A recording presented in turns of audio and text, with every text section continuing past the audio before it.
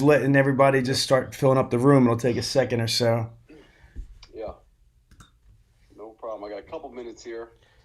Yeah, it's gonna take about like we literally gonna take about like 2 minutes or so to get everybody in the room. Okay, perfect. Let me just get things set. So how are you? You guys are open right now, correct? No, no, we're closed. We're closed on Sunday. Yeah, I was gonna say Toyota's open. I just talked to Amar and they got 30 cars out already. It's insane. Yeah, they sold like 65 yesterday or something. Absolutely nuts. Yeah, it's nuts. That's a different world down there, but no, they're crushing it. Yeah, so okay, so we got this stuff. We're live streaming, which is pretty damn cool. I'm gonna press the record and I'm gonna set the room. Okay, so let me get Damien up to the top. Okay, Cody, I'm gonna make you a moderator. Okay, there we go. Dylan's on here. I'm gonna press record. I'm gonna get started.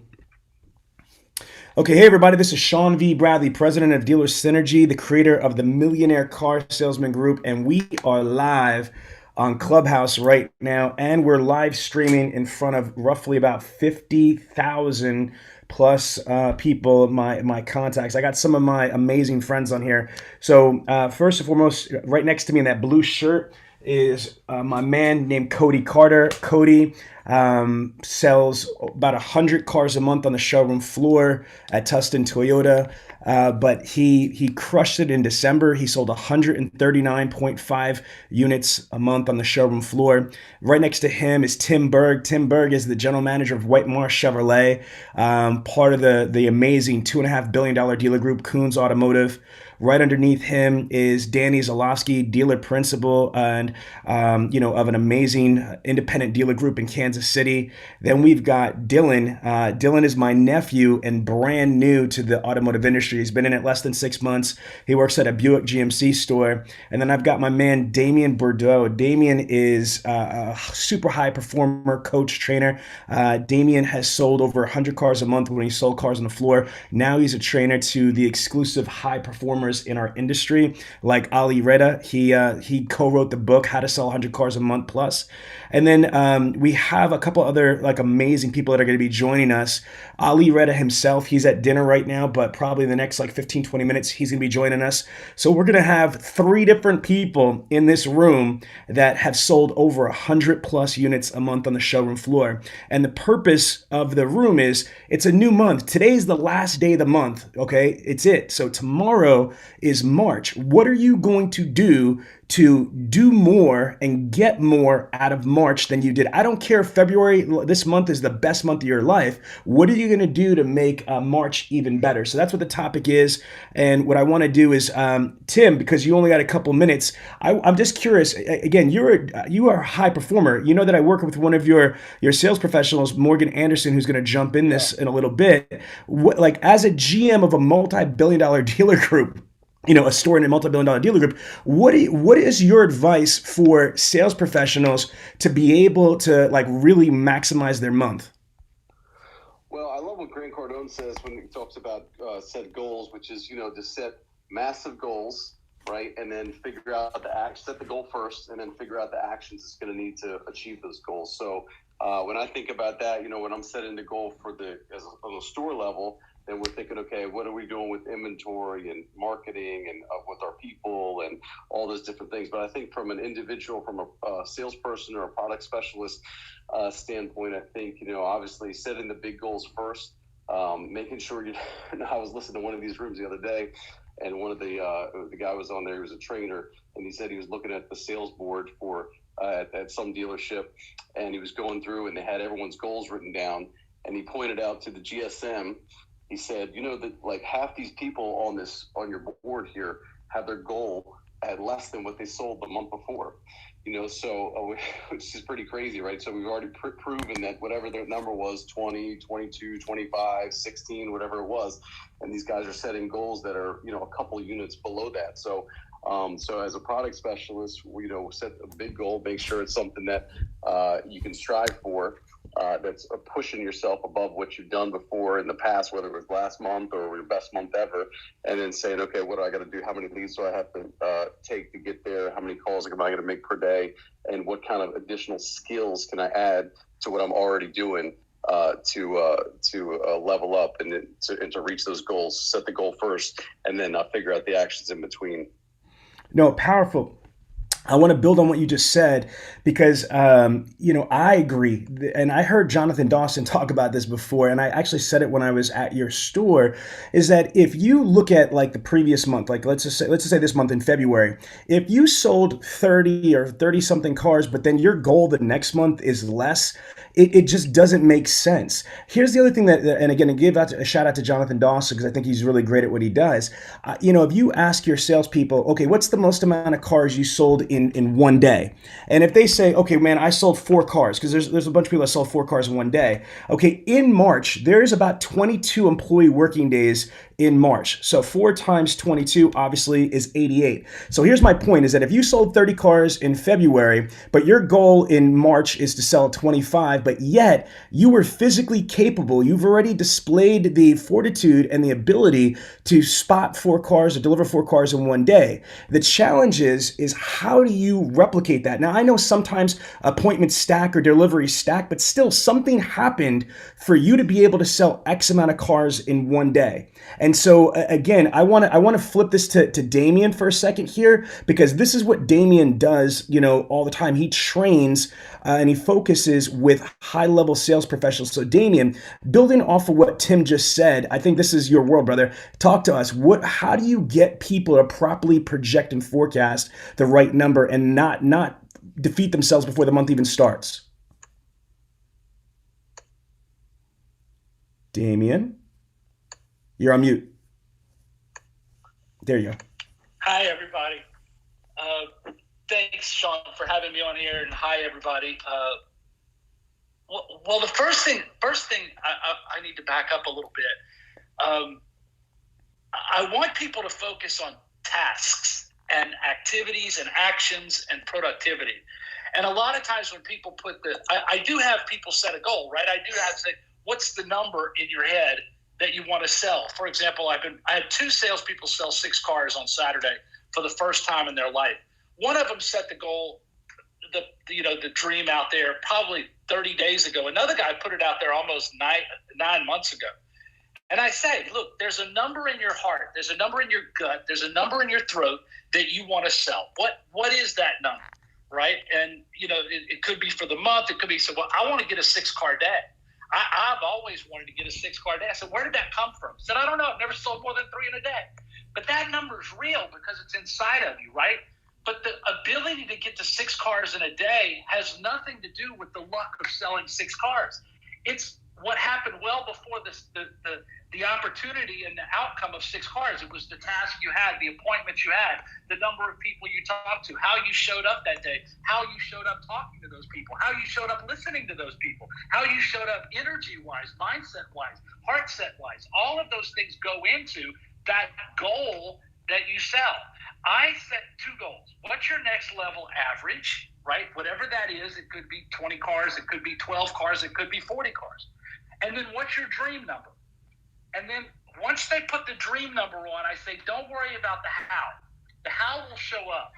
Your job is to just do the little things every single day, and all of a sudden, magic will happen at some point, and then we'll go back and look at that. So that's kind of my philosophy on how to get these people there. It's almost like they're a magnet rather than trying to climb a mountain, if you will. Strong, brother. That's very, very strong. Cody, let's talk to you, man. What did you close this month with? So I just left for the day. I closed out at 117 and a half. Damn! Can we get some claps, some microphone claps here for that? That's what I'm talking about right there. Great job, Cody. Great job, buddy. Wow. God bless, man. Like, that is just an amazing thing. So 117 cars. I got to say this right now because, again, as per NADA, the National Automobile Dealer Association, NADA says that the average salesperson only sells 9.6 cars, under 10 cars. You might be shocked to hear that, but it's true. And so for you to sell more than the average dealership that has 10 salespeople, 2 to 3 sales managers, GSM, GM, and an F&I is just mind blowing. So, let's talk about next month, okay? When you go into March, how do you tackle March? What's your projection strategy? How do you project and forecast? So first, just before I left, I was looking at, what did we do last year, right? That's always kind of like the start. But it was kind of interesting tonight when I was looking at it. I was like, oh my gosh, this was the month that we shut down, right? Because we only worked 2 weeks this last March. So the projections, it's tough to look at the prior year. I set a goal for the whole year, and I'm like, okay, I need to sell 17 more cars every single month, to get to the goal at the end of the year where I want to be at. Last March, I did only 59 because we were closed. The goal is always to hit like 120 is always kind of my number, and it's always kind of like a flex from there. For February, I put out the number at 115 and just kind of follow the pace, and we, the last day went over that number just a little bit, which is awesome to be able to achieve the goal. But when you talk about like, are you happy with that? I don't think I'm ever fully satisfied with the number. It's always, we could have done more. There was deals that were missed. That it's a tough part for me to be 100% happy with it. Okay, and you have assistant. You have one, to be transparent, you have one full-time assistant, but that really is not why you sell 117 cars. But how do you project, for you guys, do you divvy up the responsibilities? Like, if your goal is 120 for March, how do you divvy up the responsibilities? So I still create all of the deals, personally. It's coming up on March 2nd when the new incentives come out for Toyota. I will build out my personal website with all of the deals for this month.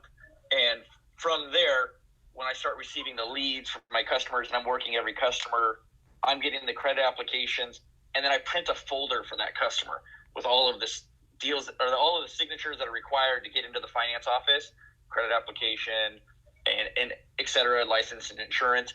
And I put that deal in a pile, and I line them out with notes of they're coming on this day at this time.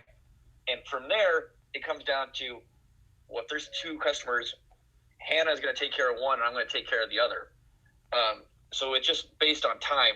Hannah's also really good at helping me get cars into detail in a timely manner, because we want to get them in, but we don't want to get them in too early where we back up the detail department and basically screw ourselves and everybody for the whole day. So she just helps manage my time, and also sometimes helps me stay at my desk to create more deals. No, that's strong. Okay, I want to hear from Danny. Danny Zalowski, you, again, as a dealer, what advice are you structuring, like, your sales managers? Like, do you have your sales managers do one-on-ones with your sales team to project and forecast, or what is your strategy at your group? Yeah, no problem. Hey, everybody. Thanks, Sean, for having me on.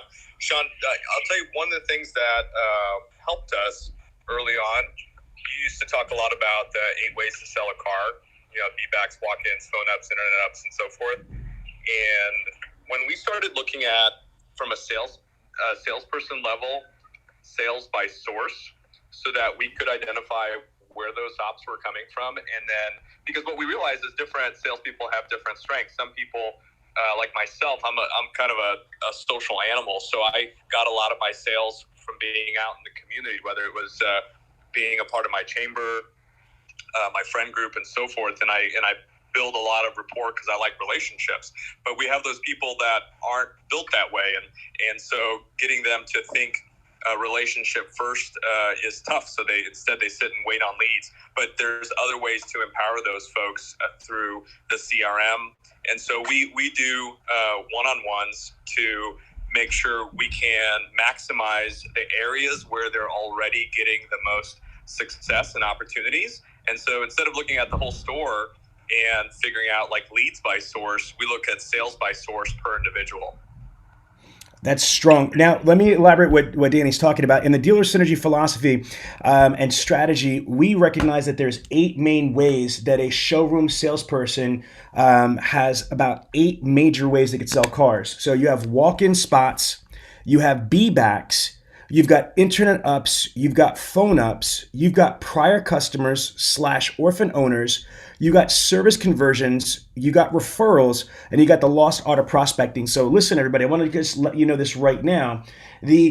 The reality is that why do people sell so little? Okay, it has to do with a bunch of things. It has to do with training, has to do with sometimes they're drowned with so many like internet leads and phone leads at a dealership that they're just trying to handle all the low hanging fruit. But I'm telling you, if you just start your month before tomorrow even starts, know that there's more than just internet ups, phone ups, B-backs, and showroom ups. There's a whole nother side of it. I break this down into two main categories. What does the dealership provide to you that you have access to? I'm going to repeat that. What does the dealership provide to you that you have access to? So if those are showroom ups, okay, click. Okay, if it's B-backs, which is off of showroom ups, that's click. If it's internet ups and it's phone ups, click. Okay, then you've got prior customers or orphan owners and service conversions. So out of the 8 ways, 6 ways are provided by the dealership, but there are 2 ways that are not provided by the dealership that is the sole responsibility of the sales professional or the sales team. That is generating referrals and generating prospects. And I'm going to say this right now, the highest performing people in our industry don't take frickin' floor ups. Okay, Cody Carter. Cody, do you take floor ups? No, never. Okay, Ali Reda doesn't take floor ups either. Neither does Frank Cornetti or any major high performer. These people do repeat business and referrals. So what you have to do is what Danny Zalowski was just saying is make sure that you're diversifying. At first, I want to turn this over to Damien because when like my nephew, he just started selling cars, and my daughter just started selling cars. My daughter's boyfriend just started selling cars. So when you are brand new to a dealership, you have to eat off of the floor ups until you start building your business. But then you really want to go from like transactional to the relationship. Damien, can you talk about that, please? Yeah, so picture there is everything in our life tends to be black or white in a duality of Democrat or Republican, donkey or elephant. So we have this duality of right and wrong. And what I want y'all to think is it's not either or, it's both and. So at the beginning of your career, you have a transactional-based business based on what I call the dealer gifts. The dealer is going to give you gifts every day through internet opportunities, through telephone opportunities, through floor-up opportunities, through the service department opportunities. Those are gifts, right? You have to honor those gifts, be appreciative for those gifts, treat those gifts like royalty. They are generosity given to you. They are not entitled to you. Right? You have to take those people and really love them, right? Your goal ultimately is to create a personal and meaningful relationship based on something other than the auto that they're driving. You want to have a connection to their community, or you have to make it deeper. You're great with people anyway. You like people. You want people to like you. It's the natural way of you thinking. It's not just sell a car, get another one next. It's not the end of the month that counts. In addition to that, you also have this relationship tree, what I call the apple tree, right? And in that tree, there are all kinds of people that you know you, that are connected to you. You might not have been paying much attention to them, but if you start paying attention to them, not trying to sell a car, just being back in their life, being back for their benefit, those people will start to migrate to you. In a transactional business model, you're going to sell 20 to 35% of the people you talk to. You got to sell people on liking you, trusting in you, believing in you, believing in the deal, believing in the manufacturer, believing all the belief, right? You got to sell them on that, and then 20 to 35% of the people are going to buy. In the relationship business, they already like you. They already trust you. They already believe in you. So 80 to 90% of those people buy. But you have to marry both of them at the beginning of your career. Your ultimate goal is to evolve your business from the dealer gifts and evolve it to where at some point it's 50% dealer gifts, 50% your relationship tree, until it's 100% your business. And then you have a profitable business because it's more profitable on the relationship side than the transactional side. You have a sustainable business because it's your business. You can work 5 days a week. You can get off at 6 o'clock 3 days a week. Go watch Wheel of Fortune with your significant other. You can take 4 weeks off a year because your customers are coming in to see you.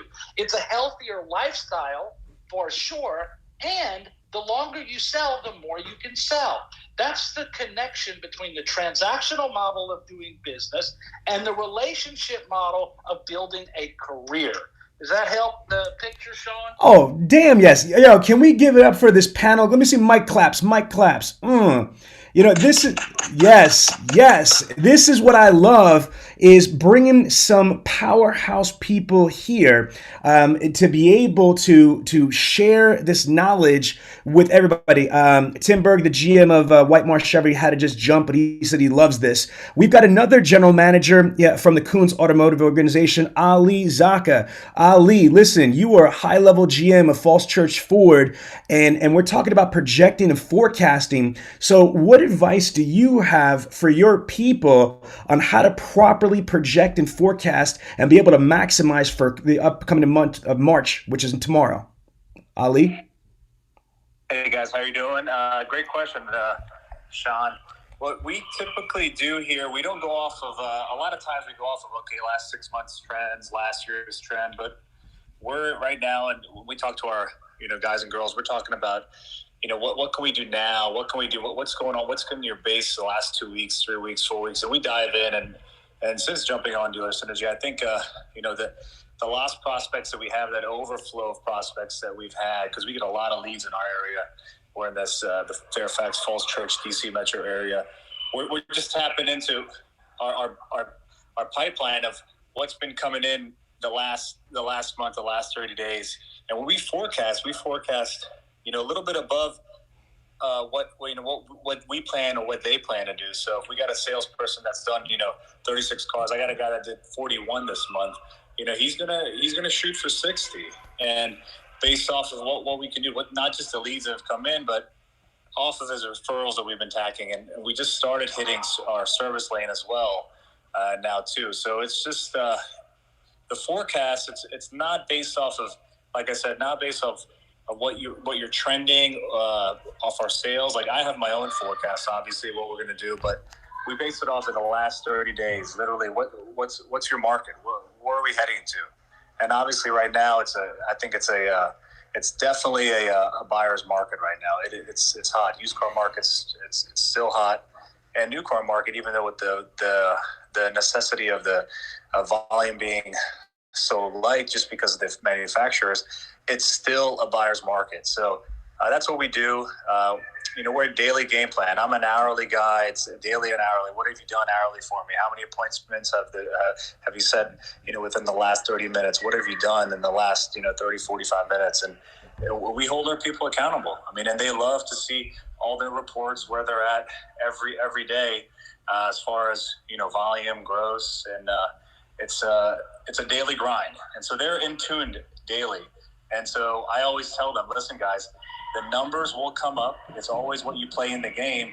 But if you play the game every day, every hour, every minute, the way you're supposed to, the score is going to reflect what it's going to reflect. So don't even worry about that. So that's how we approach it. The forecast is going to be tomorrow's forecast. We keep it daily. That's why we love the business. We keep it daily. Every day is another day. Well, thank you so much, Ali. Let me just take a quick second to reset the room. Okay, this is Sean V. Bradley, president of Dealer Synergy and the creator of the Millionaire Car Salesman Group on Facebook. And again, we're live streaming in front of about 50,000 people between the Millionaire Car Salesman Facebook group, my YouTube channel with 14,000 subscribers, and all of our other stuff.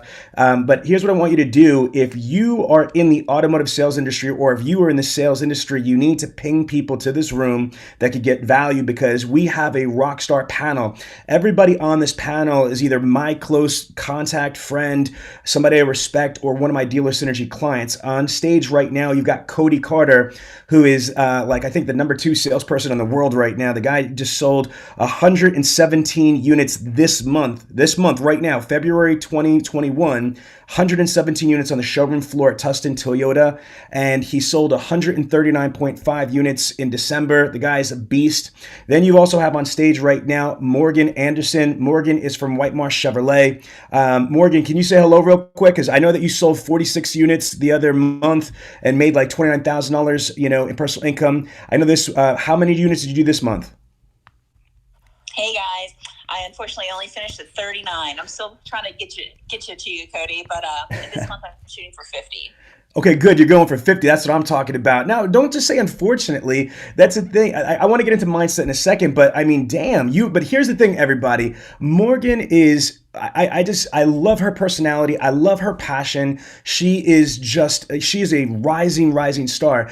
She's been in the industry, what is it, about 4 years? And you went from making $2,700 a month to making $29,000 a month slinging Chevrolets in Maryland. So again, I love it. And then we've got a dealer principal on here, and we have a couple other GMs, and we have Damien Bordeaux, who's really one of the industry's top trainers. He works with high-level automotive professionals.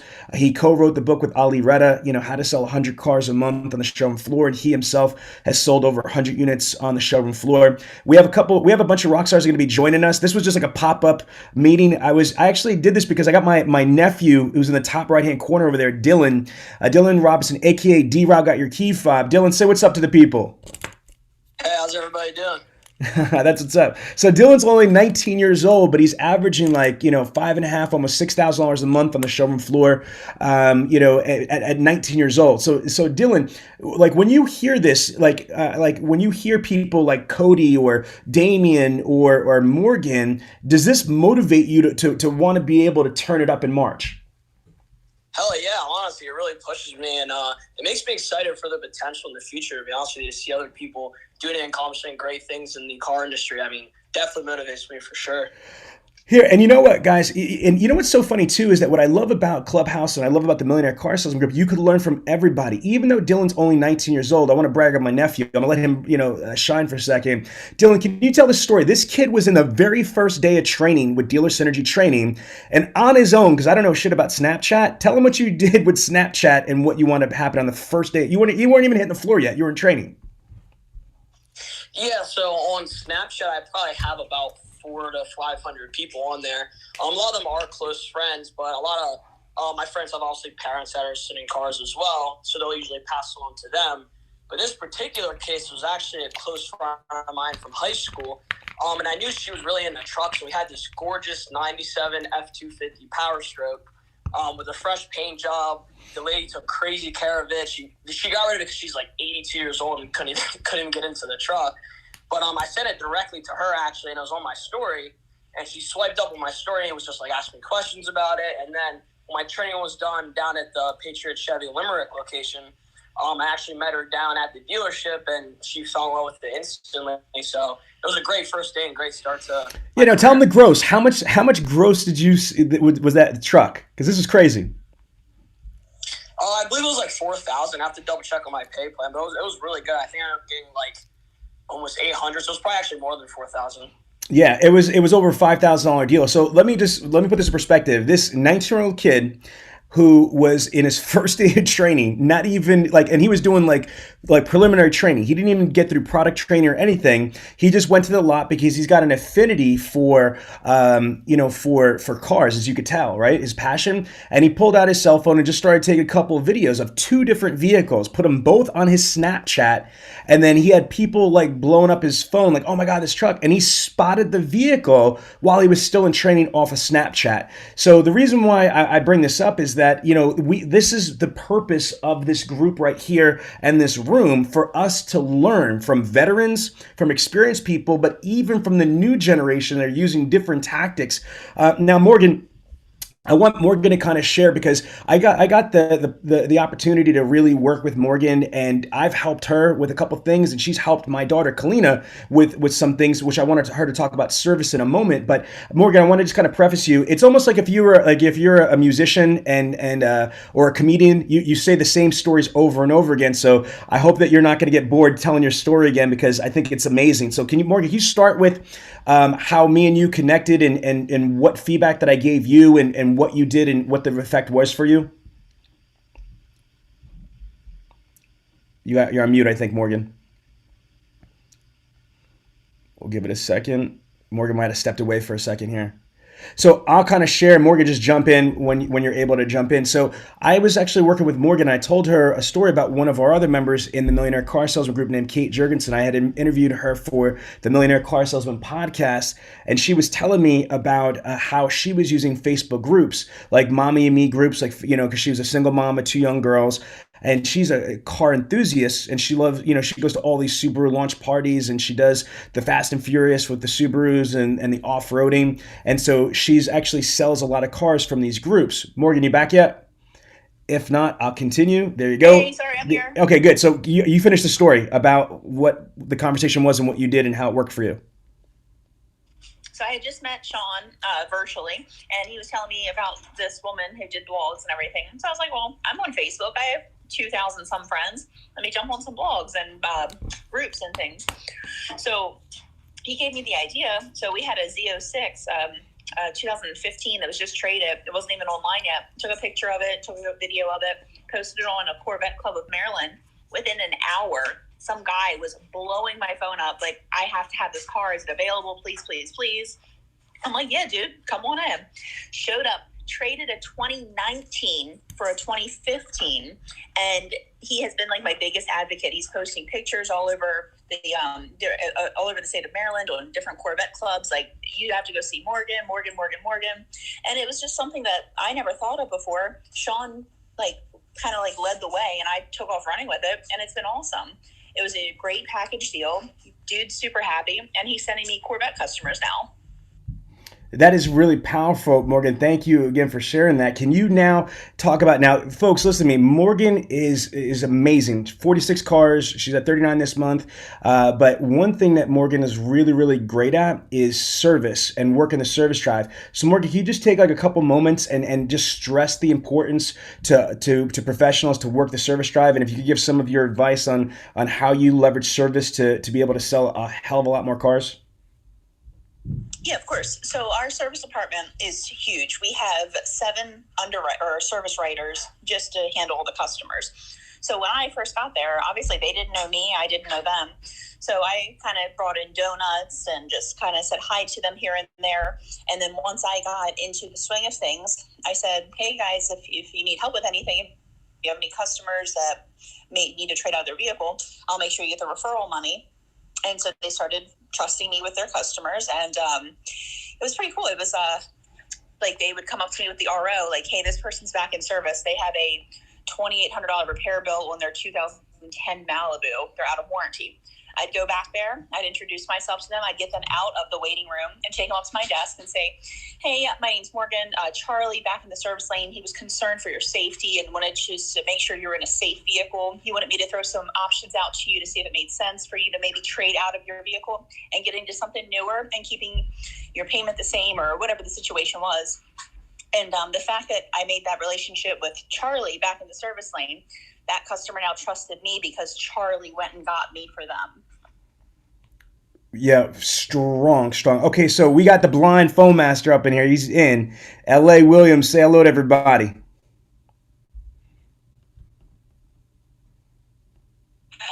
What's happening, people? L.A. Williams, the blind master in the building. How y'all feeling? Feeling great. All right, so you understand what this is, right? We're talking about projecting and forecasting. We had a couple of GMs from the Koons Automotive Group come through, and I think there's a bunch of people that are going to still come in, but again, they're just at dinner and doing those type of things. So you want to add anything about projecting and forecasting before I go in? Well, here's the thing. I'll say this really quickly, but again, I like to kind of hang out in the room a little bit and see where the direction of the conversation is going. But I mean, we all understand the value of it, guys. And I think the key is that we don't take the time out to do it. Because it's not one of those instant gratification type of things, right? It's not like as soon as you plan it out, it just magically happens, right? We got to actually put some work into it. And, a lot of times, people don't understand that work and planning stuff out is truly opportunity, right? It's opportunity, but it's dressed in overalls and looks like work. So we like, oh, no, I'm not doing that. So I just think that, number one, if we lay out a game plan, if we lay out a vision, and then we execute the things that we know we got to execute, then it's like no matter what, like you're going to get further. I think that's the piece that I know I've learned throughout my career is that I'm going to get further, way further with a goal than without it, because otherwise we are willy-nilly. If you got a goal, every day you wake up, there's something that you can go to and say, all right, cool, I know what I'm focused on. You have less bad days when there's an actual goal in place, because you can realign yourself a lot quicker than if you're just kind of going through the motions and everything like that. That's the one thing. People are like, LA, how do you stay so positive? LA, how do you stay so, motivated? How do you stay so... Because I got goals and dreams, baby. You know what I'm saying? I ain't got time to be sitting around. Listen, even when I do get pissed off, and it does happen, right? Listen, it got 17 seconds, and it got to be going out my life. I understand how the seeds of life work. I understand how thought processes work. And I'm not going to allow the negative Nancy. I'm not even going to feed it, right? Somebody like, oh, man, LA, I'm having this problem. I'm having that problem. Shut up. Stop talking about it, because what you got to do is you got to starve that negative Nancy that's inside of you, like it's inside of all of us. You need to starve it. Don't even give it no attention. And just, it's like wolves fighting inside you, man. Don't feed the negative wolf, man. You got to feed the positive wolf so he can devour them. So that's my take on making sure I plant goals and plant seeds of tracking exactly what it is that I'm doing. I don't want to waste no time. It's only 86,400 seconds in a day. Once they're gone, they are gone. Hey, Sean, yes. This is Danny. Can I add something to? I just want to say something. L.A. Williams is in the building, people. Now, Danny, now put something on that. What's up? So this is just something I got. You're breaking up, Danny. I started selling cars when I was. How about now? Good. Is this okay? Yes. All right. So I've been selling cars since I was 14, and the thing that burnout is real. But the way to get around burnout is passion. I mean, pain pushes, vision pulls. Pain pushes, vision pulls. And that's the thing that I keep seeing in common with everybody that has any modicum of success is they're pulled by passion. I mean, look at LA, look at Cody. I personally have figured out a way not to care about what anybody around me is doing, and instead delight in the things that excite me in the morning when I get up. And I love organization. I love connection with people. And I learned that when you solve problems, money exchanges hands. So instead of just selling, get out there and solve problems for people, and you will have more success than you can ever imagine. Boom. Man, I'm loving this. I have one more person I want to bring up and to the mic real quick. His name's Roy Davila. Roy is the general sales manager of a $50 billion dealer group, a Lithia store in Texas. He's a general sales manager, and I got to just tell you, there's not many people that I've met that really truly blow me away. And this man is just a phenomenal human being. He's a great GSM, and he breeds great sales managers. So, Roy, I would love to just get your perspective. Again, this is what you do, man. You train sales managers to train sales teams. So we're talking about projecting and forecasting. What is your advice for salespeople? First part of it, the question is for salespeople to be able to get in touch for March. That's tomorrow. And then second, how do you train sales managers, or what do you want your sales managers to do to help their salespeople, whether they're one-on-ones, etc.? What say you? Roy, you're on mute.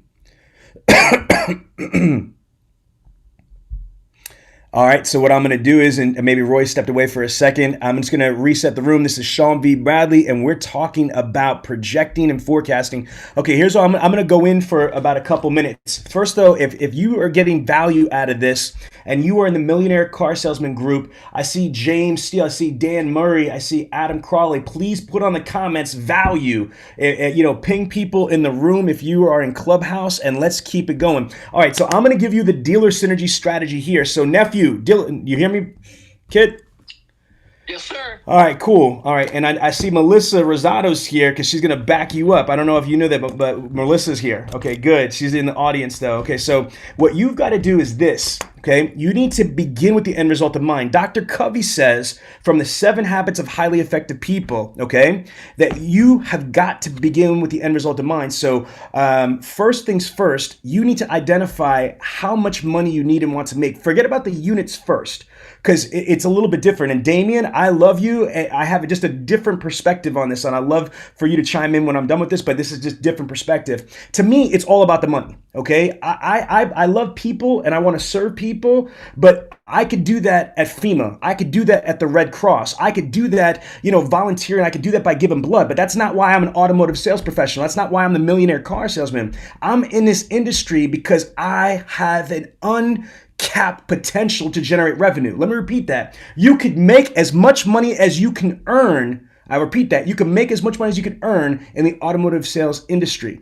But here's what my exercise is. First, I want you to identify, Dylan, and I'm just speaking to my nephew here, but this is for everybody that's on the floor, or if you're a manager, you should use this exercise for your people. First and foremost, why are you coming to work? What is it that you need? So I believe in vision boards. I love, Think and Grow Rich, Napoleon Hill. I love The Secret, Rhonda Byrne, and there's so many other books, but the bottom line is this. Things have to be created twice. First mentally and then physically.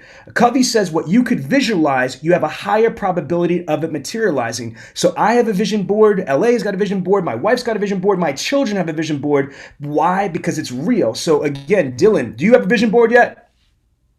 I do. Oh, yes, that's what I'm talking about. Good. All right. So on that vision board, what you want to be able to have are the things that you want. Okay. Whether that's your own place, whether that's a duplex like we talked about, so you can start getting that passive income and start developing some, real estate equity, whatever it is. If you want to, have an advertising budget for your D-Rob Got Your Key Fob website, if you want a billboard, whatever it is, you need to list out all the things that you really want to acquire. Okay, first, the physical things, the materialist things.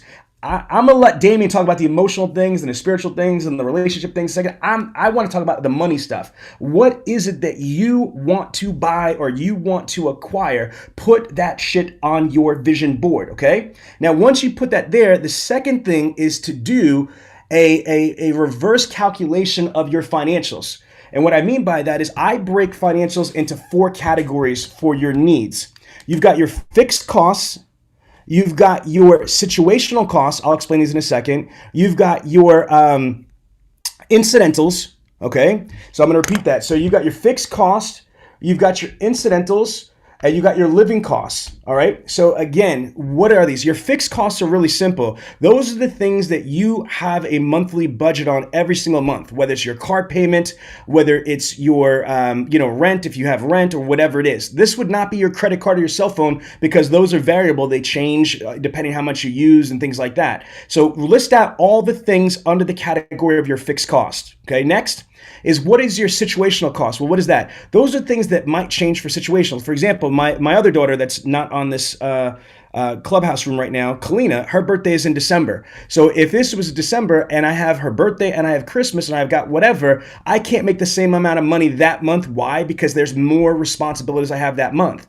So you need to factor in for March, what are the things that are different? Birthdays, anniversaries, people are, need stuff, whatever it is. What is your situational costs? Your living costs are not your existing costs. This is where people make a mistake. You don't work to exist, especially in a white collar job. You work, to be able to live and have a certain quality of life. So that means not just your food, water, and shelter. That means if you want to have daddy-daughter time, if you want to have like date night with your spouse, if you want to go and do things or you want to buy things that are going to improve your quality of life, okay, and your entertainment, stuff like that. So what is your living expenses? And then your final expenses are the incidentals. Those are the things that we don't really think about. Tips, co-pays, little incidental things that pop up. So again, I'm going to repeat them. You've got your fixed costs, your situational costs, your living costs, and you've got your incidentals. So those are 4 categories. So let's just use an example here. If that comes up to around $6,000, I'm just using round numbers because we're on a clubhouse and there's no visuals here. So if that's $6,000, okay, great. Then what are your wants? Go back to your vision board. Think of the things that you want. And man, I'm going to tell this right now. This is some financial free advice and disclaimer. I'm not a financial planner. But if your dealership has a 401k, for the love of God, use it. And especially if they match you. I see so many salespeople that don't invest in the 401k or the tax savings accounts that dealerships provide. So again, what are the wants? The wants could be 401ks, IRAs. They could be if you're saving up for education, for marketing, advertising, branding, hell, jewelry, I don't care, vacations, your wants. So let's just say that's $2,000. So let me repeat what I just said. Step 1 is create a vision board. Okay, again, step 1 is create a vision board. Step 2 is to do a reverse calculation of your financials. So I just said, hypothetically, if you calculate all your needs, your monthly nut, let's say it's $6,000, and let's say your wants is $2,000, so that's $8,000. So okay, then now the question is, how am I going to generate enough revenue to make $8,000? Well, wait a minute here. It's more than just $8,000 because I've got to next identify what's my adjustments, what's my tax liability, what's my deductions, whether they're employee deductions or they're state federal deductions, etc. So usually if you need to net out $8,000, you've got to gross $12,000, okay? So again, so the next calculation is, what are your deductions? Because some people might need $8,000, and if you just gross $8,000, you're screwed. You'd be finding yourself in the Wesley Snipes situation. Joke, joke, right? So now the question is, okay, how am I going to gross $12,000? So the question again is, how am I going to gross $12,000? I'm going to work hard. I'm going to take ups. Nope, that's not going to work. I'm going to have a positive attitude. Nope, that's not going to work by itself. Okay, none of those things are going to work by itself. What you've got to do is find out what your ACPC is. I'm going to repeat that. What is your ACPC? Not ACDC. I said ACPC. Write that down. ACPC. Your ACPC stands for average compensation per copy. Let me explain. So for Dylan, like this month for February, go through all of your sales that you've had. Identify how much money you've made in commissions, in bonuses, in spiffs, and even OEM spins. And I know that you're at a dealership that has a salary. I would add that in too, because follow me on this. What you don't want to focus on is just your average commission, because that's not enough. You want to identify how many units you sold in February, add up every dollar you made legally, and divide it by how many cars you sold. That's going to give you your average compensation per copy. So follow me on this, right? So if your average compensation per copy is $400, which is national average, right, for non-highline, well, let's do the math. If I want to get to my $12,000, I need to sell 30 cars. Let's just say that my ACPC is $500 per copy, then I only have to sell 24 cars. So, okay, let me just take a breath and repeat what I just said slowly.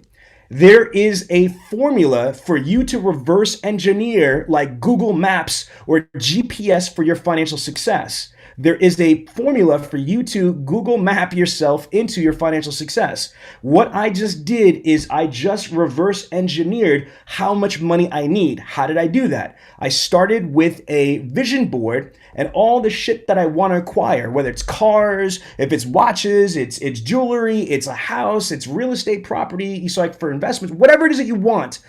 Put that down. Look at your monthly nut, all of your expenses, articulate that. And then what are your wants? Okay. Once you find out that number, if it's $8,000, now you got to factor in next is what is your, your deductions. Okay. So if I need and want to net $8,000, I've got to gross approximately $12,000. Okay, great. How am I going to gross my $12,000? It is only predicated on one variable. It's not emotional. You can't flutter yourself into Harry Potter bullshit and say, I'm going to think and grow rich that way. No, you got to reverse engineer. It's not magic, it's math. I'm going to repeat that. It's not magic, it's math. And so once you reverse engineer and you identify what your ACPC is, boom. So now we're at the point where let's just use 400 because that's average. Okay, where am I going to get my 30 cars from? So as Danny Zalowski said in the beginning of this before, at Dealer Synergy, we believe that there's 8 main ways that a showroom salesperson can sell a car. That's walk-in ups, you've got B-backs, you've got internet, you got phone, you've got prior customers / orphan owners, then you've got service conversions, you've got referrals, and then you got the lost art of prospecting. And what you need to do is, whether I'm just using 30 right here, Morgan, for you to get to 50, it's the same exercise just for 50. Cody, if you're looking at 120, okay, let's step it up, bro. You can, dude, you are so much more capable than just 120. You already did 135. This is what Tim Berg said. You already sold, 139.5, and yet you already self-defeating yourself for March. You sold 117 in the smallest month of the year in February, and next month in March, you're going to turn around and say, I'm going to do 120, 3 more. You already did 140, baby. You need to break 150, 160. I'm just saying. So again, all you got to do now is use that formula. There's 8 different ways you could sell cars. How many cars can I get from walk-in spots? Okay, and Dylan, watch. It's really simple. So I'm going to go back from a juggernaut like Cody to a fledgling like Dylan. So what you got to identify is how many ups can you take in a month? Let's do quick math. If you have 1 up a day, right, that's 5 ups a week, and I know there's 4.3 weeks, but let's say you only do 4 weeks, that's 20 ups in a month, minimum, right? If you have a 20% closing ratio, that's 4 spots. If you got a 25% closing ratio, that's 5 spots. So let's just put 5 down for a second. Then what it is for B-backs. How many B-backs can you get? Not just B-backs from that started in March and ended in March, but what about the people that came into your dealership in February, January, you still haven't, closed at a B-backs. So the rolling average of your B-backs plus the B-backs for that month, okay, however many that is, then how many can you get from internet? How many can you get from phone? How many can you get from prior customers or orphan owners? I don't have any prior customers. I'm new. Okay, then how about orphan owners? You know what's crazy to me, people, is that salespeople don't respect prior customers from other people. Those are garbage. No, they're not. NADA says that a prior customer closes at a 65% closing ratio and a higher gross profit. They don't have to be your customer. They're a prior customer from the dealership. So again, how many orphan owners and or prior customers? Put that number down. How many from the service drive? NADA says that a service customer is 7 times as likely to purchase a vehicle from where they service a car from. How many from prospecting? How many from the lost art of prospecting and referral generation? So that's the formula. Damien, I want tag. This is WWE. Get some, brother. Build on that. Let's go. That was anticlimactic, Damien. Unmute. I gotta push the mute button. I'm on the edge of my seat. I'm yelling at your ass with the mute button on. Talk to me. Once again, we're in the world of duality. It's logical or emotional. It's one way or the other, and it's both and. You can have all the numbers and science in the world, but if you don't have a clear, compelling reason inside of you why you're showing up on that bad day, then it doesn't matter how well you know the numbers, right? You have to have the extrinsic, the numbers, and the intrinsic, the reason, right? You have to know who you are and show up at that unbelievable gift that you are. And you have to have your clear, compelling reason to be unstoppable and fearless and bold. And look, this business is tough. It is not an easy business. There are times when you're getting your ass handed to it and you need something more than to look at, oh my God, but here's my numbers, to get your ass off the mat, right? And that means you got to be willing to fight for something. You got to be willing to fight against someone. You got to be willing to fight for something. You got to have your inside reason that is bigger than you, a lot bigger than you. So, yeah, it's important to have all the numbers. But you know what? New guy who closes 40%, who you can't put everything they know you can put in a damn thimble, they don't know shit. All they know is how to be themselves and what they want. And that's all you need. If you got something that you are pissed off about your life, I'll be damned if I can't pay my phone bill. I'll be damned if I'm going to stay living in this condo with the people above me walking like they're walking, with big old clogs on every night. I can't sleep. I'm getting up in the morning. I'm fixing this shit. That's the intrinsic drive you have in it. The numbers? Yeah. The ratios? Yeah. How many people I need to talk to? Very important. And your reason why must be there as well. And so Sean's right. Yes, Damien. Yes. More. Yo, I got mad love for you, brother. That's why I brought you on the stage. Again, this is the yin and the yang. You feel me? LA. Elaborate and synergize. Fuse them together, the 2 philosophies. 100%. See, this is the thing. Most people think it's like one or the other or anything like that. No, that's not life. That's, you need male and female. You need the yin and the yang. You need to have it all entire covered because, Damien will tell you that everybody, you're gonna You got to do what feels right to you, right? And so, and now here's the other thing, right? It's not just because we talk about this all the time, right? You got to do what feels right, but you got to do what feels right to your higher self, right? Because a lot of times we want to do when we're lazy, right? We're like, oh, well, it don't feel right for me to work, so I'm not going to work. Okay, well, you're not going to eat. You understand what I'm saying? So you have to do what feels right to your higher self, your core self, right? You got to dig down deep inside and say, you know what? If it takes for me to track, because listen, me personally, I'm a very unorganized person. If I had sight, man, I'm telling you, it'd be worse. The only reason why I have any organization in my life is because I can't see. So if I put something down, I need to kind of try to remember where I put the doggone thing, right? But I'm very relationship person. I'm a very technical person, and I'm an action person. So if it's a task to do, I want to get it done fast, right? Because I want to get on to the next thing. So the thought process and what folks need to know is that everything that we're saying here is from successful people, right? And so you can pick up nuggets from every different direction, right? You just want to make sure that you're doing something that's core. It's good to your core, right? So again, it makes sense to track your numbers. I mean, I don't even think there was no quote unquote disagreement there. Everything that we're saying all fits together in a beautiful pie. So you just got to take the recipe and bake it up the way you need to bake it. Yeah, and so let me add something to that, LA, and you're right on the money, but the reason we get knocked down over and over again is because we judge ourselves on the outcome and not the attempts, right? And it's the attempts that we have to pay attention to, right? Lagging indicators versus leading indicators. You on it? So LA knows I'm a big fan of Socrates, right? I love the way he taught. I love the way he transformed people. I love his philosophy. I love the Socratic methods. I love everything about it. He said, falling down is not failure. Failure comes when you stay where you've fallen. And you got to keep getting up, and then you got to turn around, and you got to go, why the hell I failed? What I did wrong? What could I do better? What has to happen to make it easier? What has to happen to make it better? What could I rethink about that? That didn't feel right. If it don't feel right, it ain't right. That's Socrates. I added a bunch of shit to him. He just said the failure part, but I was helping his ass out.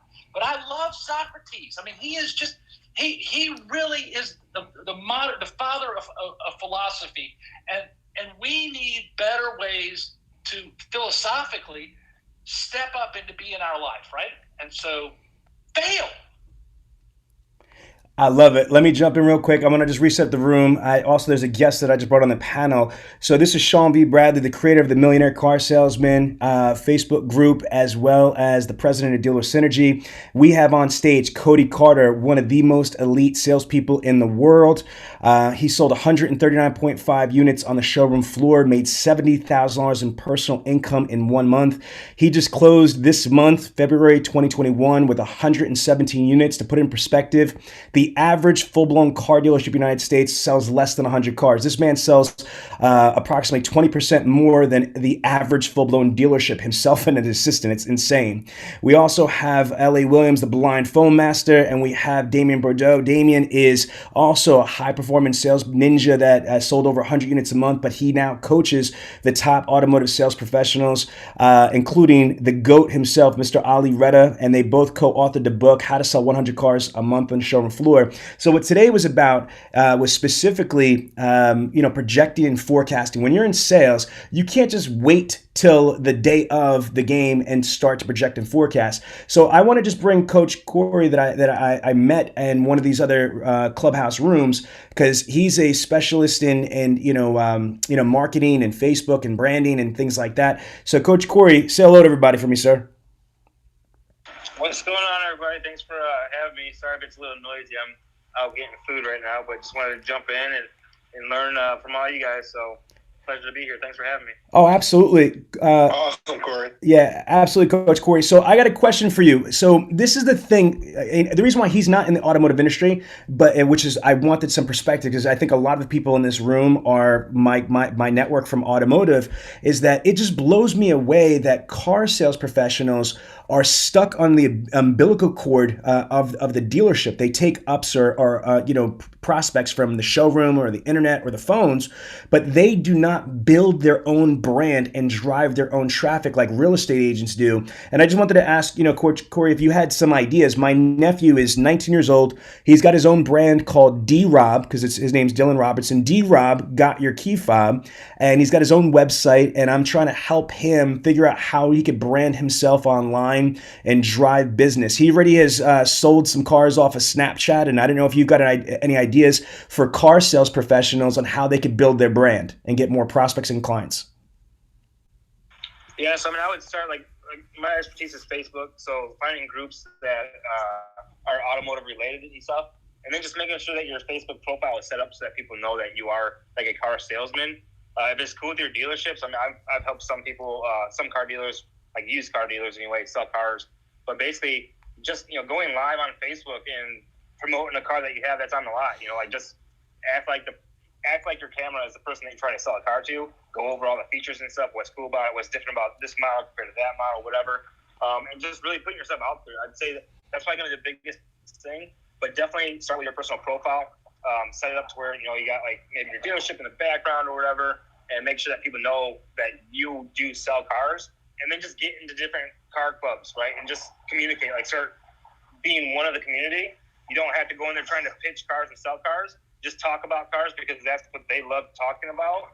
And then what's going to happen is they're going to check out your profile, and then they'll see that you sell cars, right? So they'll know that you're selling this brand or this make or model, whatever it is, and then that'll probably build up some good business for you that way.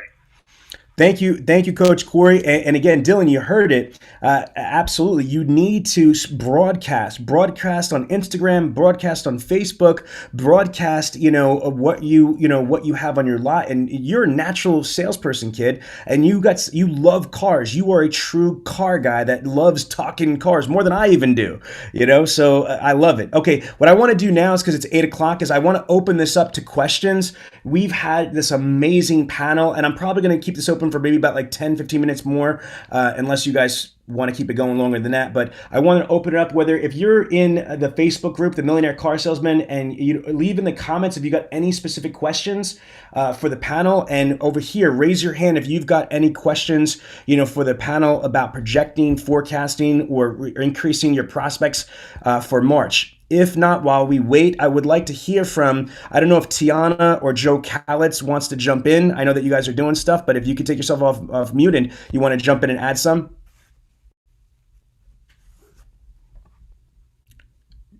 Joe Calitz, Tiana Mick, Jasmine. Hey, Sean, I'm here. I just want to jump in really quick and say hello to everybody. And I'm grabbing so much information. This is a strong panel.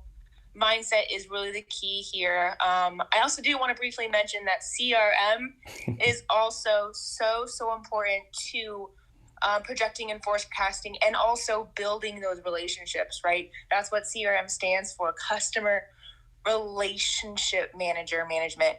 So if you really want to build and cultivate those relationships and get those referrals, you have to have a strong CRM, but also you have to utilize it, right? So the more you put into it, the more you're going to get out of it.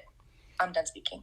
Boom. I mean, where the mic claps on that. LA, aren't we proud of our girl? I mean, like, it's amazing. You know what I mean? Jasmine, you hit it on the head. That's one thing we didn't talk about yet is CRM. Your tool, your CRM, you could turn into your ATM. How? Because if you format your CRM to be able to be hyper organized, that's one of the killers, I believe, and I'd love to hear from Damien on this one too, is that a lot of salespeople aren't organized, especially in car dealerships. They work 8 hours, but most of us work 10 to 12-hour shifts. They're called bell to bells. And you go into a dealership and you're not organized. You're not organized and productive. You might be busy, but if you're not effective, you're really missing the opportunity. So Ella, you want to speak on that and build off what Jasmine said? Guys are killing me with your mutes here. I heard her. I missed her specific details. I heard her though. So what Jasmine just said is, LA, is that they have, like, people need, if they really want to crush their month, they've got to really respect the CRM and utilize the CRM. What's your opinion on that, LA? You're on mute, buddy. Hey, Oh, goodness gracious, I'm snapping it. I'm like, I'm on mute. So I said they better, because what does CRM stand for? It stands for Customer Relationship Management Tool, right? So here's the deal. If you're not managing your customers, what are you doing? Right? Because that's a huge part of being in business. Wait a minute, LA, I'm cutting you off. LA, I'm cutting you off. LA, I'm cutting you off because the GOAT just entered the building. Ali Reda's in the house. The gentleman that broke the Guinness Book of World Records, Ali Boumaye. Ali Boumaye. Ali Boumaye. All right, Ali, say what's up to your people. Dude, what's going on with you, man? What's up, baby? What's up, Sean? Yo, like, Bradley, yeah, Master. Listen, yeah, LA Williams, we got Ali in the house, man. Yeah, Ali, have you met Cody before yet? I think you have, right? No, man, we never met, man. I'm a fan though, but we've never met, man. I've been watching him from afar for sure. Yo, Cody, how do you feel about that? Ali said he's following you. He's a fan of yours. That's awesome. Yeah, I love watching all your videos, especially on Bradley on Demand and everything. Listening to you. Dude, awesome, man. It's a pleasure, my boy. Yo, Room, do you understand? You've got 3 people between Ali, Damon, and Cody. These people have sold 200, 300, 400 units in 1 month. 3 people, okay? Ali, can you just, you know what? I wish you had baseball cards, because to me, you are 1952 Mickey Mantle, and all my baseball card people know what I just said. That's awesome. You are 1952 Mickey Mantle, what I'm saying right there. Yo, Ali sold, 1,582 units in 1 year, but December 2018, like I know the stats, 202 units, and then 32 units in 1 day, January 2nd, 2020, correct, Ali? Yeah, that's right. But you know, Sean, we broke that record, man, in 2020 with 209. Woo! You sold 209 units in 1 month. Yo, can we get some mic claps on here for the greatest to ever do it right there? Come on. Dude, it's definitely a blessing, man. It's pretty cool. All right. Cool. It's been a fun ride for sure. Well, listen, brother, let's just get to it then. So what we were talking about is projecting and forecasting, and your boy Damien was slaying it. We would just love your perspective and your advice on how should automotive professionals look at March. Tomorrow's March 1st. So what advice would you have, for the industry to really maximize the entire month of March? What is it? Mindset first? How do you get into the zone, and how do you plan out to crush March? Man, it's definitely mindset, right? I mean, first you got to love what you do. I mean, that goes without saying. So you got to carry the right mindset, man. You got to get out there and say, okay, who am I going to help today? And, you know, a lot of people, the problem they get in a funk is they overthink it, and they lose a deal, or a manager yells at them, and then they spin out. And, man, just like a baseball player, man, you got to just kind of get back to the basics and get your mind ready and figure out, you know, why you're there in the first place. So once you get your mind ready, you know, and that means starting early. That means getting there, getting your mind prepped, getting your body ready. You know, I always, you know, compare us to athletes. You know, when an athlete, you know, jumps on the court, man, they're not 5 minutes late to tip off. You know what I'm saying? They're not there 5 minutes before tip off. I mean, they're there hours. They're getting their mind ready, their body ready.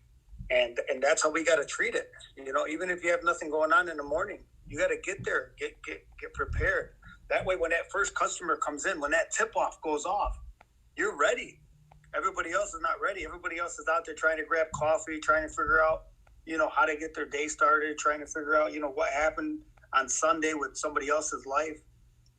And you're out there, you're just ready to go. And it's so important to hit that ground running. And Damien talks about it, you know, getting that wind behind your sail, and you're off, man. Then you're flowing the whole month. So it's very important to get tomorrow started off clean.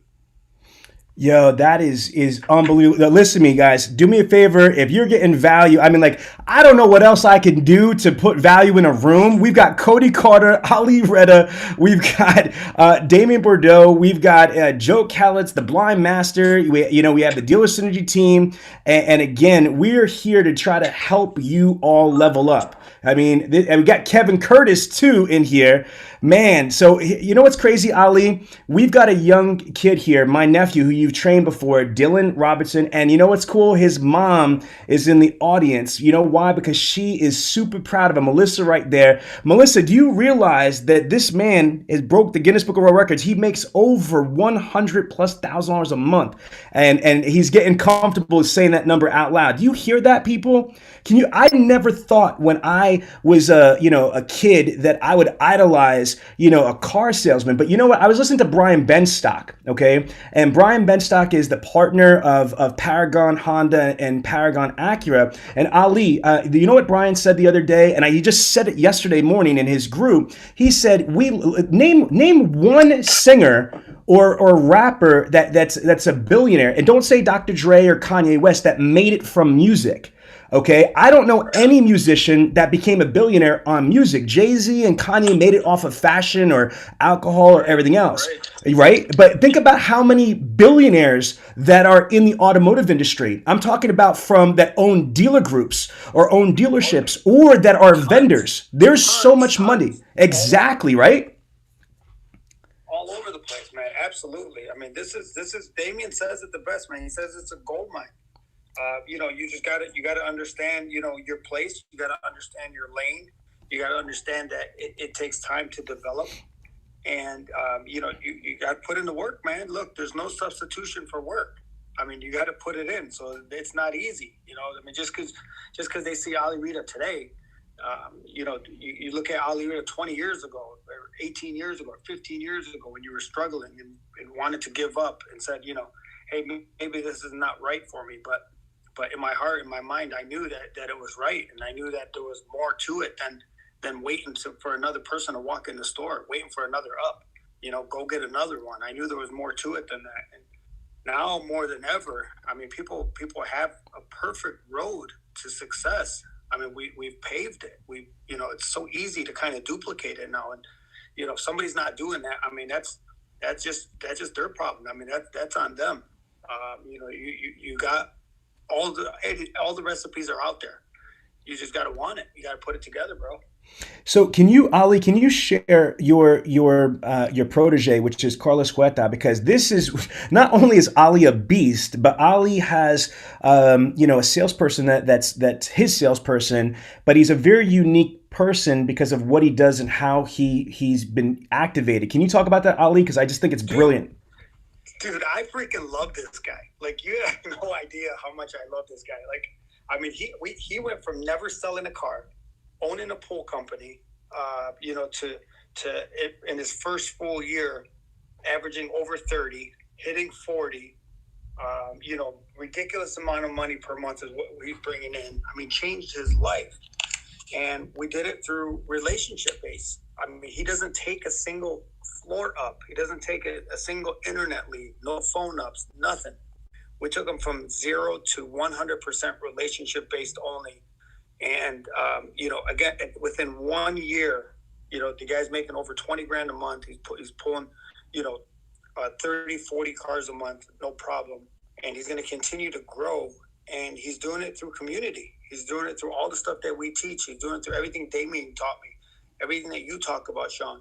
I mean, he's doing it, and he's out there. And there's, again, no substitution for work. I mean, we went out Friday night just to kind of have a night out. And, we always go somewhere local. We always go somewhere where, people are going to know us and we make a presence. And, I mean, this guy's up there. There's a singer there. And the guy's singing, and he keeps saying Carlos's name. Every other word, he's saying Carlos's name. We had a mariachi band. Carlos is standing there singing with them. I mean, we had that whole restaurant under control, and there was a ton of people in there, and they all knew exactly who we were, just by the presence that we made. I mean, those are the type of community engagement things that you got to do, which is pretty amazing, man. I mean, he went from nobody knowing him to the superstar in his community. Car salesman, right? Yeah. Ali, absolutely amazing. So the relationship selling, so he doesn't take any fresh ups. He doesn't get your crumbs. He's just 100% in the Latino community, like just fully relationship selling. So and how long did it take him to build it up? I believe it was within the first 12 months, he broke 30 cars. And I think on 13 or 14 months, yeah, I'm a stalker, right? He broke 40, right? Yeah, that's about right, man. The first couple months, I just had him networking. Didn't tell him, don't worry about selling a single car. We're just going to get your name out there. And we just networked. And we just got him, known, right? We built his brand name. And his brand name is Carlos Huerta. It's not anything, but people think that I got to come up with some kind of slogan. Slogans come later. That'll come to you as time progresses. We didn't force anything, but we did put them out in the community, and we got them on the radio. We got them on local newspapers. I mean, we got them everywhere. And our message is, we're here to help you. Our message is not, I'm going to sell you a car. Messages literally come to us with any problem that you have, any car problem, any situation, and we're here to help you. And that's exactly what we're doing, and that spreads like wildfire. That's amazing. What I want to do is I could just listen to you talk, but I want to give the panel opportunities to ask you questions. Ali, ask Damien, ask Cody. Okay, so let's go through. So Michael, do you have a question on the?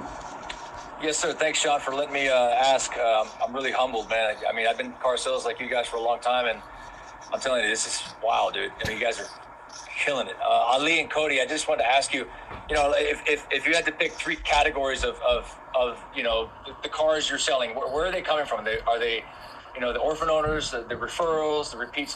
What's those three top categories of the 100 or 200 cars you're selling in 1 month? Where are they coming from? Hey, Michael, nice to have you here, buddy. For me, I'm 100% relationship. I don't, I just repeat, referral, and community. I don't take any internet leads, any floor ups, any new fresh ups, any new customers that are not referred to me. So everything that I have is self-generated. The majority of it comes through community. Again, when we talk about relationship selling, that's, getting involved in anything that's happening in your backyard, just like the restaurant I just talked about with Carlos. I promote him through his community, and, we go out, a couple times, a month, 3-4 times a month, and, with the newspaper and the radio, and we just engage in his community. We don't go in a restaurant and sit in the back and have a meal and leave. We make a presence, man. We walk in like we have an entourage, even if it's just two of us, and people know that we're there for the right reasons. We don't do it for, we don't do it for showboating or anything, but we do it for the right reasons, because we want them to understand that we want to be there. We care about where we're at, and we want to engage. And time over time, that's where you're going to start getting some reciprocated business. Then people are going to get curious and ask, what do you do? Where are you from? Why am I not dealing with these guys? And that's what you're that's the message you're putting out there. That's awesome. It's the art of reciprocity, right? I give, and never ask, but eventually it comes back to you, doesn't it? Exactly. You're planting a seed, right? You plant the seed today. I mean, if you plant a seed on a tree, it's not going to grow the next day. You're not going to have instant gratification. You're not going to walk out there and the tree's going to be out there. It's going to take time, but there's some things that are going to work faster than others. And the thing is, you can't give up. I mean, you got to understand that, hey, this might be a 5-year plan, right? And I got to understand, I got to stay at it. There was plenty of times that I thought something didn't work out and wanted to give up. And sure enough, 3rd year, 4th year, it blows up, and the thing just, it becomes the best part of my business. So you got to keep going, man. You got to keep trying things, and if it doesn't work, keep trying. Hey, Cody, I want to hear, Cody, can you answer Michael's question? Like, where do you get all yours from? I know, but just tell Michael. Yes.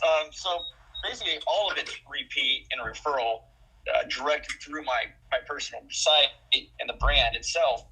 It's, last year I did take a little bit of leads. There was some drama with that, and I just stepped away from it. And honestly, it didn't matter, because everything was driven through my personal site. It's always, hey, my friend bought a car from you. I don't know if you remember his name. I'm like, oh yeah, of course. And that's just how business is. It's repeat and referral.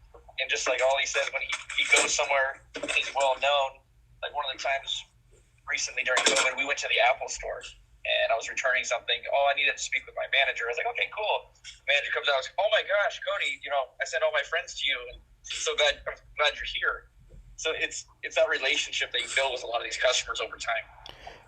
So Michael, Cody's got a website called Retrack Autos, which is basically it's his last name backwards. So retrackauto.com, and he gets around 200 to 300 leads organically. Ali, this is what blows me away. Me and Cody go back and forth. He gets 200 to 300 leads a month and sells 80 to 90 cars a month off of his personal website with zero SEO, zero PPC, zero effort. It's just all organic because of his brand, and he's just pushing people manually, and referrals go to his website. But it's unbelievable. See, that's the thing that's crazy, is that both Cody and Ali sell cars just differently. They are super high performers, but they have different models. And then Frank Crinity's not in this room. He sells things differently himself. And that's what I love about these rooms, is that there's different ways to slice the apple, or different ways to cut the pie, or whatever you want to call it. That's right. Yeah, that's right, man. There's so many guys doing it different ways, but they all have one common denominator, and that's relationship based. That's taking care of people, customer service. I mean, that's it doesn't matter how you get in there, but that's what's keeping you there. All right, perfect. So Taylor, do you have a question? Hey guys, thank you for just providing this space. I seen the title and I was intrigued. Hearing Ali and Cody speak, I would love to add to the conversation, and just in the sense of, as what Ali was saying, as far as customer relations and building that relationship, and Cody having his website and building his brand, as you guys are looking at next month and thinking about those customer relationships and to lead to sales, just from a PR perspective, I would love to say that being mindful of what's coming up and leveraging what's happening in these coming months, right? And not just with the story, but with the testimonials and those third-party endorsements that you guys interact with or you have, can really make a large difference, just as far as building trust. Because you're selling a car, like people, there's so many jokes about car salesmen, just thinking about Carvana ads and things like that. So I know you guys are really trust-based, and so as you're going and you're planning for those sales, I would just say to think about how you can leverage those the testimonials and those and things of that nature. Even in the media if you want, but just leveraging them to get into the conversation of what's going to be trending in your industry and outside of your industry. My name is Taylor. I'm done speaking. No, Taylor is spot on. For Cody and Ali, because they're like the mayors of their area, that's how they get their all their business. It's massive reputation. But like my nephew Dylan, who's brand new, doesn't have the name recognition like an Ali or Cody. Like these are literally out of 500,000 people, Taylor, in the United States that sell cars between new and used car dealerships. You're talking the number one, number two people in the country right now, like all exaggeration apart. But for Dylan and most other mortals that are in car sales, she's 1,000% right. Online reputation, having video clips of people telling how awesome you are. So I'm going to say this. There's 7 main reasons why people are going online or are calling as a phone up: price, availability, convenience, I hate car salesmen, research, trade, and credit. What I suggest to salespeople, again, building on Taylor's feedback right there, is that you guys develop a content asset library. I'm going to repeat that. You want to build up a content asset library of video reviews or video testimonials. What does that mean? So you don't want to just stick a camera or your cell phone in somebody's face and say, "Can you give me a quick review?" You want to almost coach them like a federal death penalty attorney is going to coach a witness. So when you talk, Dylan, if you spotted a car to somebody, let's say you spotted it to Melissa, not your mom, just Melissa, right? And you just have a simple word track like this. Melissa, first of all, congratulations on your brand new 2021 Yukon Denali. I wanted to just ask you, what made you ultimately decide to do business with me? And whatever she says, whether it's the price or you being awesome, you want to respond something like this. Thank you so much, because my number one goal is to provide the most incredible shopping and buying experience.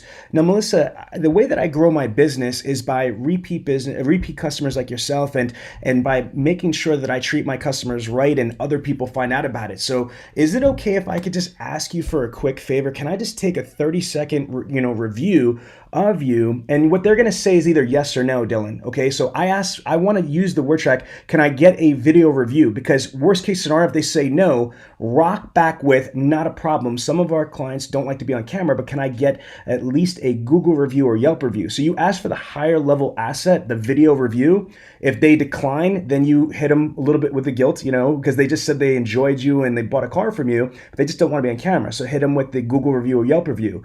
But if they say yes, not a problem. Before you just press record, prep them. Say something like this: Melissa, you know how you just said that I gave you the absolute lowest deal and I made this a great experience? Can you make sure that you say that? So if you just invest maybe 30 seconds to 2 minutes to prep your customer on how to give you a better review without saying, give me a better review, I'm telling you, you're going to have a higher level content asset to do what Taylor's saying. Use those customer reviews on social media. Use them in the signature of your email that says, don't take my word for it, boom, boom, boom. Click here to see what people have said by working with me. Something to that effect. Taylor, I love that. I think it's fabulous. Ali, for you, do you even need reviews at your level? Do people leave you reviews still, or how does that work for someone like you? Just curious. Man, absolutely. They're very extremely important, especially nowadays where people are looking at reviews for everything, right? I mean, some people won't even eat at a restaurant without reading a review. So it's huge for me personally. It's amazingly huge for the dealership as a whole. So it's very important to stay on top of those things, and more importantly, you want to tackle the bad ones, because if somebody said you a bad one, I mean, you don't want that thing to spread, because that'll spread pretty quick. So extremely important topic. I love what Taylor was talking about. All right, folks, listen, Damien, jump in. Let me add something to reputation and to building your brand as far as your reputation. Ali is on chapter 7 of his book, right? And he didn't start off on chapter 7. He started off dealing on chapter 1. And chapter 1 means he had a much smaller footprint. He still showed up as Ali. He still showed up at his best in integrity with himself.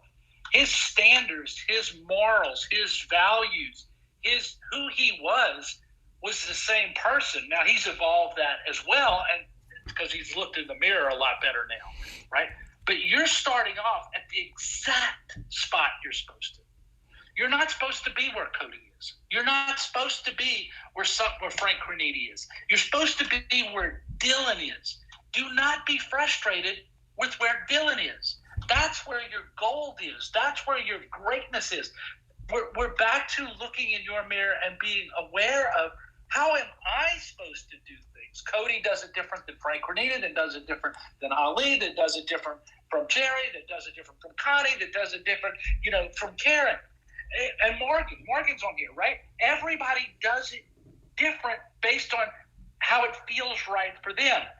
Please, just be good at being you and love and care for people the way you want to do it, with no apologies, the right way for you, right? Again, the most important thing is that you're in integrity with yourself. You're true to yourself. And you're in the right chapter of your book. Don't try to be in Ali's. Yes?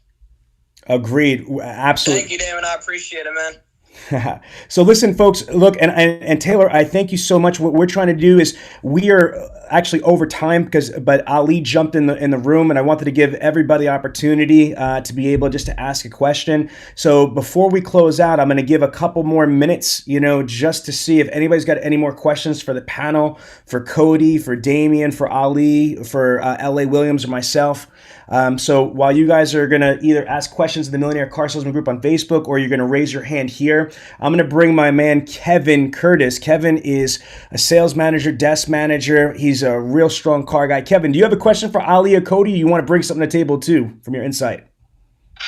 Yeah, no, I mean, I got in late here, I've mentioned this before, and I'm sure you guys probably talked about it more, and Ali was just touching on it as far as the relationship building. I think that's something that a lot of people just don't get. I don't hear it talked about enough. I think it's something all of us, well, you guys do promote, obviously. It reminds me of the time, Sean, last time I think you and I were in person, and we were having something to eat together. and you upped our waiter, and then busted my balls on it, be like, I don't see you upping people, while you're out and about. And but we were actually in my competitor's territory at the time, which was a nice little excuse I used right off the top of my head right there on that time. But yeah, just that, and then what Cody just talked about with with his website, it's taking that extra initiative. You know what I mean? It's doing the extra, but you got to have the process laid out. You got to have it mapped out, have an exact plan on how to execute it, and then it's just the confidence. Like Ali said, when he walks in, he's not sitting in the back of the room. He's making a presence. He wants to be known in his community. And if you want to dominate your PMA and you want people knowing you and coming in asking for you, you got to take those extra initiatives. You got to spend the $10K whatever that Cody spends on his website that massively overpays him. You know what I mean? You got to walk into your community and make it a point to be out and about in your community and making your face known and dominating. So it's just that extra stuff. It's really it's game planning. You know what I mean? You got to have that game plan. You got to have that forecast, and then you got to have the confidence to execute it. And again, like Damien was saying, at the level you're at, but knowing the next couple levels that you need to be at. But you got to know where you're at, have the confidence in it, and then level up. Thank you so much, Kevin. So we had George. George has a question right here. George? Hey, how you doing, Sean? Hey, I just wanted to comment a little bit about, projecting and forecasting for sales from, in this space, we one of the things that's really helped, as far as my career is focusing on the speed of trust, right? Being genuine and authentic, Sean. And the other thing that goes with it is not getting stuck in the weeds, because many times we're working on various deals and, you got to look at what's the best deal that you can allocate your time and understanding the value of your time. And sometimes you got to learn to cut the rope on some items and just learn to punt and give it to someone else to finish up so you could go focus on bigger and larger projects or, another sale. Sometimes, we work so hard in trying to get one sale, it takes us away from, our focus of what we want to do. So that's one of the things that I would definitely say is focusing on the speed of trust, learning to, cut the rope on deals that are skinny and move over to, the fatter deals that will help support you, in the long run. Absolutely. Speed of trust, Stephen Covey. I love it. Thank you. Absolutely, man. It's old school, but, some of these old school things definitely still pay dividends. Thank you. Ali, you going to jump in on that? Yeah. I just got to say, I appreciate you having me here, bro. I got to get going. Kids are waiting on me. No problem. Ali, listen, I appreciate it. We're just keeping the room open. For industry, Sean, man, it's unbelievable with everything that you're doing, man. You are definitely changing lives, and these type of things are bringing light to our booming industry. We're getting better sales professionals because of people like you. So, Ali, real quick, let them know about our radio interview. How much of fire did you and LA bring on that radio show? Dude. Unbelievable.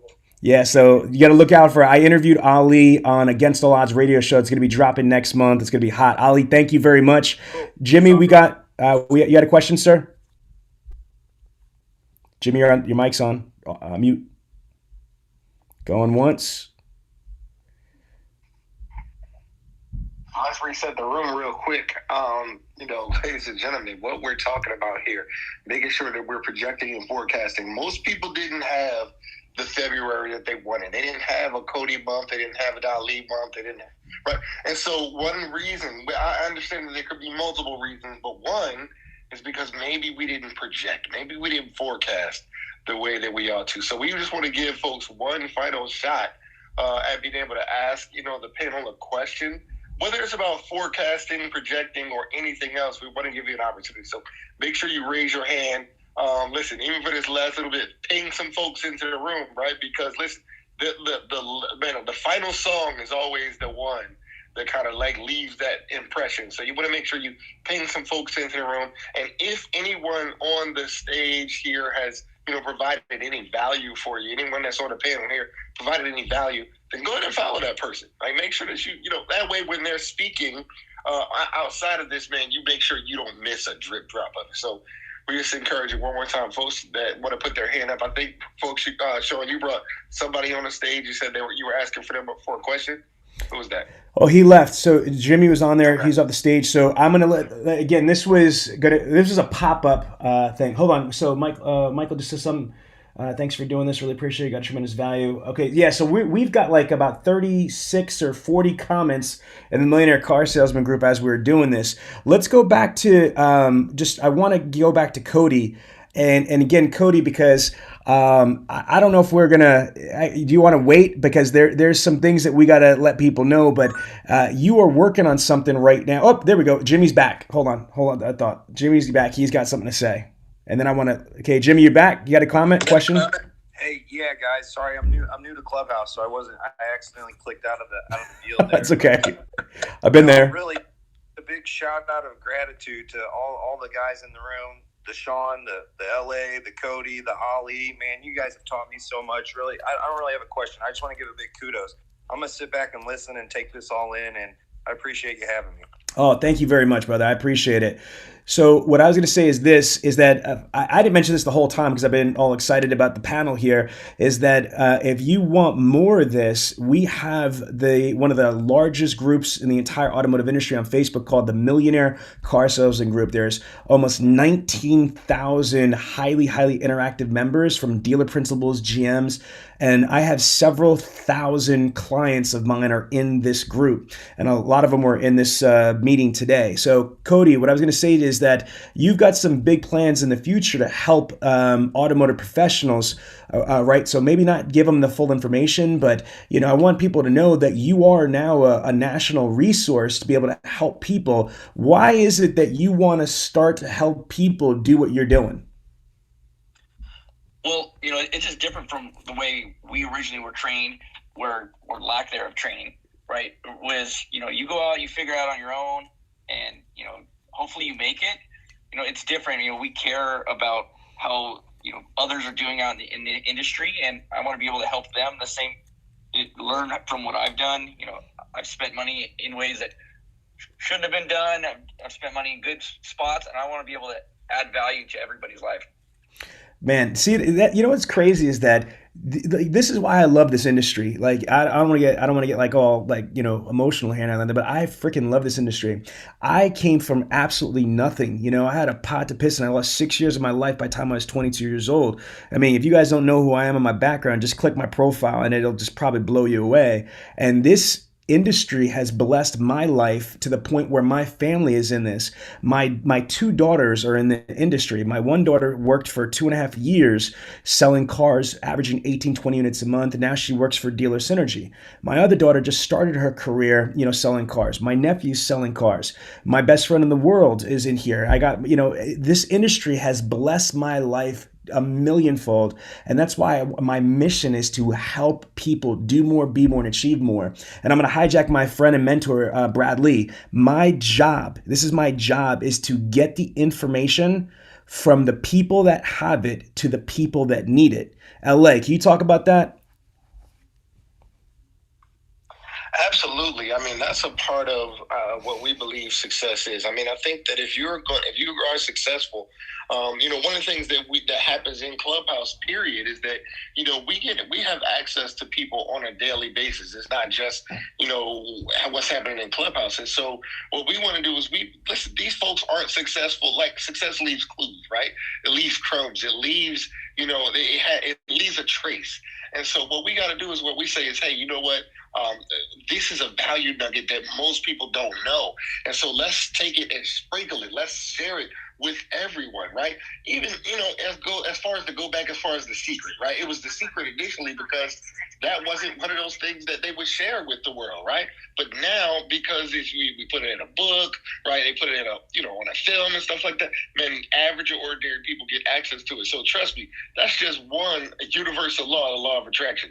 There's so many success laws that, again, most of the time we don't get access to, that we want to share it with folks, man. So the whole thing, the whole model is, taking all the information from the people who have it, not taking it as if they don't have it no more, but gathering it all up and getting it to all the people who need it. So 100%. That's what our mindset is. All right, folks. So listen, this room was supposed to be an hour from 7 to 8, and we're 38 minutes over. But man, it was amazing. It was a privilege for me to be just in this room and be able to help share some knowledge.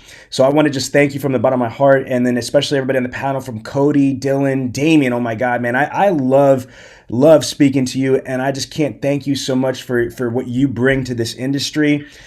Jasmine, I am so proud of you. What you said earlier today, is just so strong. LA, my brother from another mother, and Kevin, I love you guys all. So listen, stay blessed, and look, tomorrow's March 1st. Go and be great. Thank you. Thank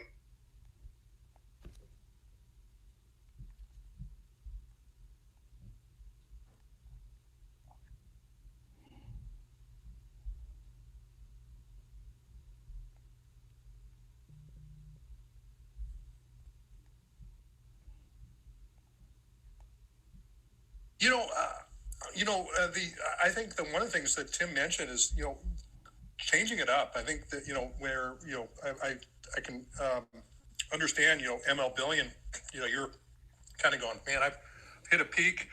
What's next? This is not, where it should be. And then Tim, you're talking about change it up and, change your scenery, do something new, start another hero's journey.